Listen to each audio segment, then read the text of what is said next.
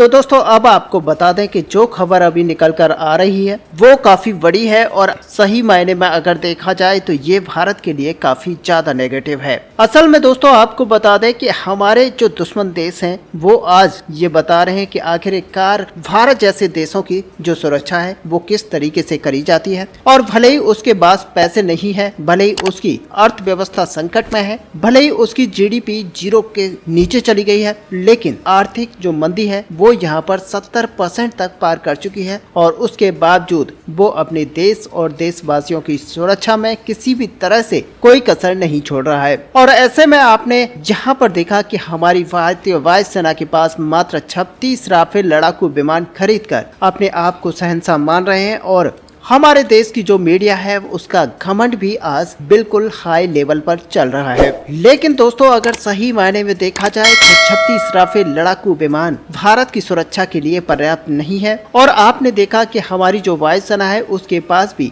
आज की डेट में अगर देखा जाए तो स्क्वाड्रंस की काफी कमी चल रही है। और ऐसे में हमारे जो पायलट्स हैं अपनी कुशलता के दम पर ताबूत उड़ाकर राष्ट्र की सुरक्षा करने को मजबूर है। और ऐसे लड़ाकू विमान जिन्हें 60 साल हो चुके हैं, जिनसे भारत अपने देश की सुरक्षा कर रहा है। और ऐसे जमाने में जब भारतीय मोटरसाइकिल भी 5 से 7 साल तक नहीं चल पाती, तब वहां पर भारत के लड़ाकू विमान जो कि बहुत ही ज्यादा क्रिटिकल माने जाते हैं उनको भी 60 साल तक उड़ाया जा रहा है। ऐसे में असल में देखा जाए तो हमारे बहादुर पायलटों को इसका खामियाजा भरना पड़ रहा है। लेकिन ऐसे में आप देखिए कि तुर्की जैसा देश जो कि भारत के मुकाबले में काफी ज्यादा कमजोर है और आज की डेट में अगर सही मायने में देखा जाए तो भारत के लिए तुर्की को एग्जाम्पल बनाना चाहिए। और यहाँ पर भारतीय नीति निर्धारकता यहाँ पर देखा जाए तो यहाँ पर आपको पता चलेगा कि तुर्की से हमें सीखना चाहिए। दरअसल दोस्तों आपको बता दें कि अब से करीब 3 साल पहले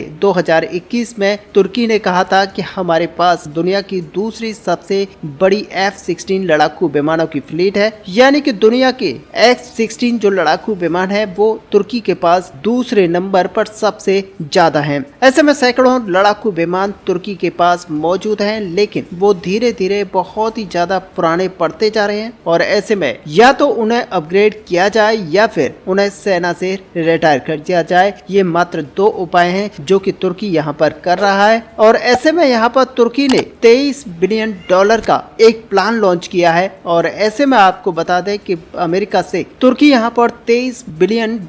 खर्च करते हुए F-16 लड़ाकू विमानों को लेटेस्ट अपग्रेड कराएगा। और आप सच मानिए कि 4.5 जनरेशन के लड़ाकू विमान F-16 बन जाएंगे अगर इनमें लेटेस्ट किट यहाँ पर लगा दी जाती है, यानी कि आज की सारी टेक्नोलॉजीज इसमें रिप्लेस कर दी जाती, जिससे कि आधुनिक ये फाइटर जेट बन सकता है और आने वाले 30 सालों तक ये बड़ी कुशलता से तुर्की की रक्षा करने में कामयाब रहते। लेकिन दोस्तों आप जानते हैं कि रूस और तुर्की के जो संबंध हैं उनको देखते हुए अमेरिका कोई भी हथियार इस समय तुर्की को देने को तैयार नहीं था। ऐसे में F-16 की जो अपग्रेडेड डील थी वो यहाँ पर कैंसिल हो गई। हालांकि तुर्की को यहाँ पर कोई जल्दबाजी नहीं थी और ऐसे में तुर्की की तरफ से कोई यहाँ पर ऐसी जल्दबाजी नहीं दिखाई गई कि उसे लगता हो कि यहाँ पर तुरंत ये सारे फाइटर जेट अपग्रेड होने चाहिए। और ऐसे में आने वाले 2027-28 तक मजे में चलने वाले ये लड़ाकू विमान चलने वाले थे। और इस स्थिति में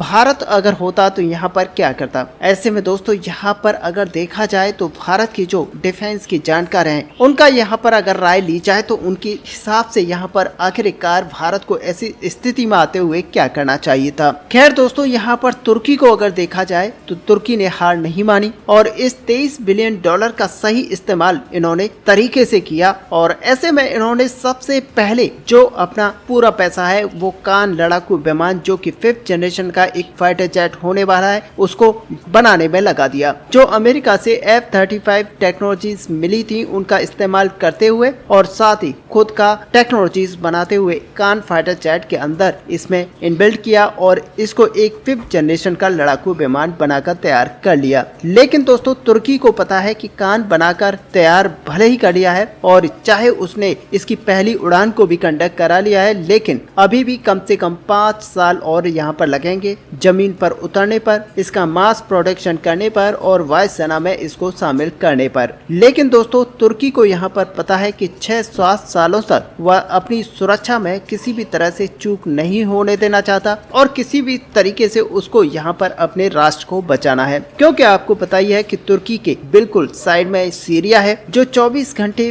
12 महीने वहाँ पर युद्ध चलता रहता है और इसके अलावा इजराइल और हमास का युद्ध जारी है और साथ ही अन्य कई देश हैं जो कि उसके बिल्कुल साइड से आते हैं। और ऐसे में अगर बात ग्रीस की जाए तो यहाँ पर ग्रीस और तुर्की के बीच में बिल्कुल वही हालात बने रहते हैं जिस तरीके से भारत और पाकिस्तान के बीच में बने रहते हैं और इसीलिए तुर्की अपनी सुरक्षा को ढीला नहीं छोड़ना चाहता था और ना ही उसने छोड़ा है। दरअसल आप अपनी स्क्रीन पर इस 2 रिपोर्ट्स को देख रहे होंगे और यहाँ पर अब खबर निकल कर आई है कि तुर्की जर्मनी और ब्रिटेन से बातचीत करना स्टार्ट कर चुका है यूरो फाइटर टाइफून लड़ाकू विमान को लेकर। इनकी प्लानिंग ये है कि ये अपनी सेना में कम से कम 3 से 4 स्क्वाड्रन यानी कि 60 से 70 यूरो फाइटर टाइफून को शामिल करेंगे और इसकी मदद से ये पुरानी जो F-16 लड़ाकू विमान है उनको रिटायर कर देंगे। हालांकि अभी भी F-16 लड़ाकू विमान 4 से 5 साल बड़े आराम से चल सकते हैं, लेकिन फिर भी तुर्की यहाँ पर रिस्क नहीं लेना चाहता और तुर्की अब यूरो फाइटर टाइफून से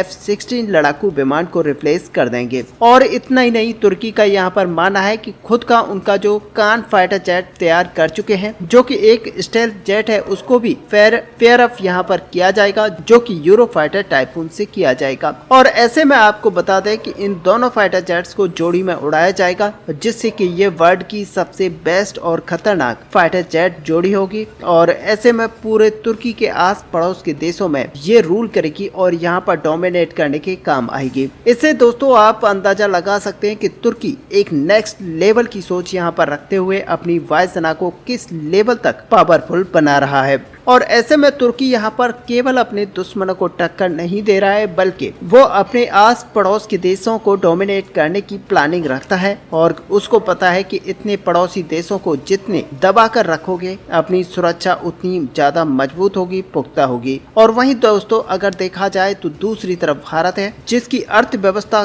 खास करके भारत की अर्थव्यवस्था यहाँ पर तेजी से बढ़ रही है। आने वाले 1.5 साल में दुनिया की सबसे बड़ी तीसरी अर्थव्यवस्था भारत की हो जाएगी। खजाना $650 बिलियन के पार पहुंच जाएगा और उसके बावजूद यहाँ पर 15 साल हो चुके हैं, आज तक हम अपनी वायुसेना के लिए 114 लड़ाकू विमानों वाली MRFA डील को भी फाइनलाइज नहीं कर पाए हैं। और इसीलिए यहाँ पर आप समझ सकते हैं कि आखिरकार भारतीय वायुसेना जो कि यहाँ पर स्क्वाड्रन्स की कमी से जूझ रही है और साथ ही आज की डेट में असल में देखा जाए तो हमारा जो नेबरहुड पाकिस्तान है वो यहाँ पर 5th जनरेशन के फाइटर जेट को चीन से लेने की तैयारी कर रहा है और हम वहीं पर अपने राफेल जैसे लड़ाकू विमानों को भी नहीं ले पा रहे हैं। और असल में अगर देखा जाए तो यहाँ पर सबसे बड़ी बात यह है कि MRFA डील जो कि 114 लड़ाकू विमानों की होने वाली है उसको भी हम यहाँ पर कंप्लीट नहीं कर पा रहे हैं। लेकिन आप सोचिए अगर MRFA डील को यहाँ पर कंप्लीट कर लिया जाता है तब भी भारत यहाँ पर 114 लड़ाकू विमानों को ही भारतीय वायुसेना के अंदर जोड़ पाएगा, न कि बहुत बड़ी संख्या में वो अपने लड़ाकू विमानों को भारतीय वायुसेना के अंदर जोड़ पाएगा।